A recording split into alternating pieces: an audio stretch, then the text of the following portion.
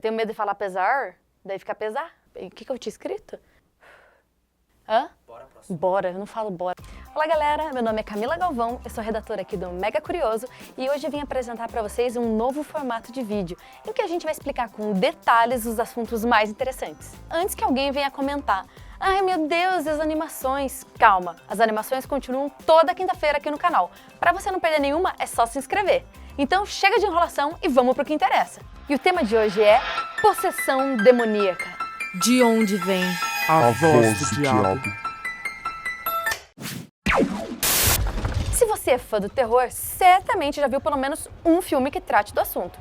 Não importa se foi Invocação do Mal 2, que ainda está nos cinemas, ou o clássico O Exorcista, de 1973. Curiosidade rápida! O filme O Exorcista foi inspirado em um caso real, mas não envolvia uma menina, e sim um garoto de 13 anos. Keep away! This hour is mine! E por falar nisso, vocês já repararam que esses filmes sempre usam uma menina para ser possuída por um espírito do mal? O combo menina indefesa, voz sinistra e palavrões parece ser a comprovação que todo mundo precisa para afirmar que alguma coisa de estranho está acontecendo por ali. E foi exatamente isso que aconteceu com a Janet, uma menina de só 11 anos e que afirmava ser possuída por espíritos malignos. Aliás, foi a história dela que inspirou o filme Invocação do Mal 2. Invocação do Mal 2, em exibição nos cinemas. No YouTube, você consegue encontrar os áudios originais da década de 70, que supostamente mostrariam a Janet sendo possuída pelo espírito de um idoso. Escuta só um trechinho. No. Who's there? Doctor Who. Doctor Who? Goose Chase is here.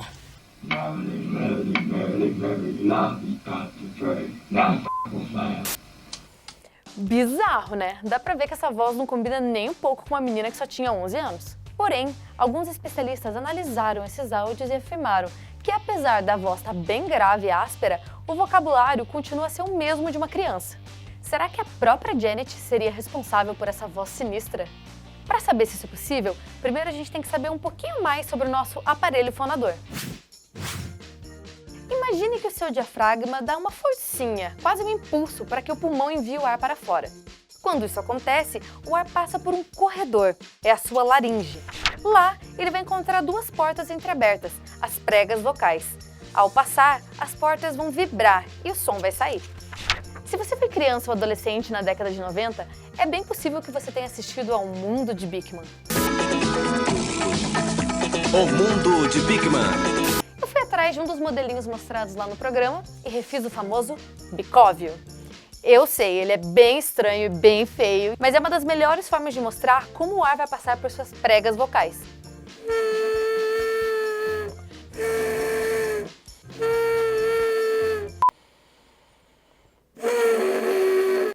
Tontura.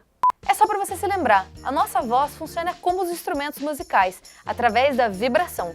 Curiosidade rápida! Você sabe quantas vezes por segundo as suas pregas vocais vibram enquanto você fala?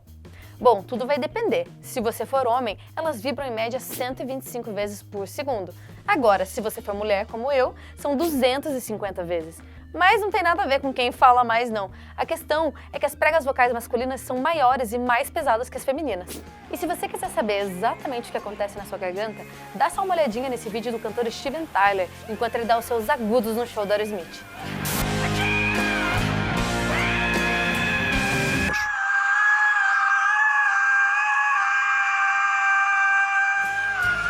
Agora que você já conheceu muito bem como é que funciona a sua voz, está na hora de ser apresentado as pregas vestibulares.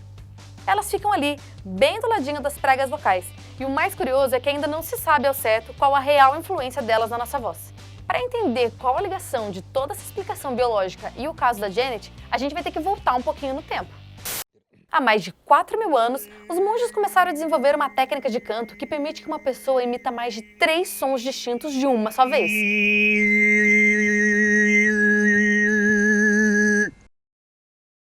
O canto gutural ou difônico, como também é chamado, apoia-se nas pregas vestibulares para emitir um som em frequências bem diferentes do que nós estamos acostumados. Escuta aí.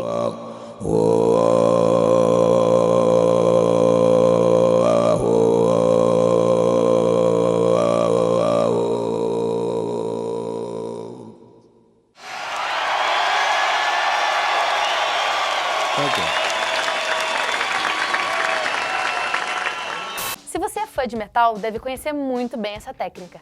Para entender de onde esse som sai exatamente, existe um exercício bem simples e que você pode fazer agora mesmo. É só grunhir.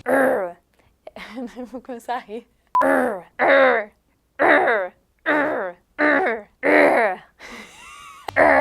Tá sentindo esse som? Ele sai mais ou menos daqui. Todos nós podemos aprender a técnica gutural, só não vai tentar sozinho em casa.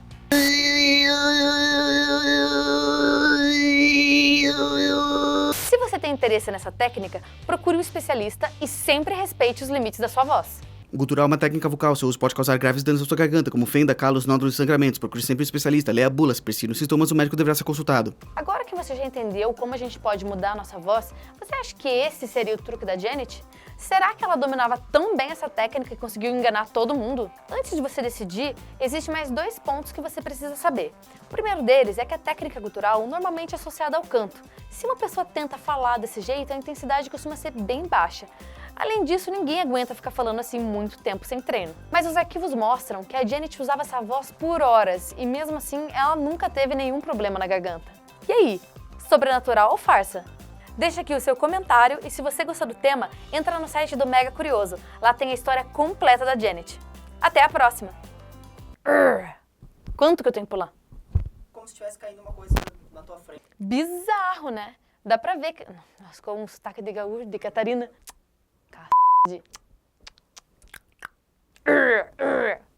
Aliás, nossa, saiu uma ali. Aliás. Brá, brá, brá, brá. Afirmaram que... Tyler. É Lur. Não Tyler. Eu sempre falei Tyler. Steven Tyler. É com O.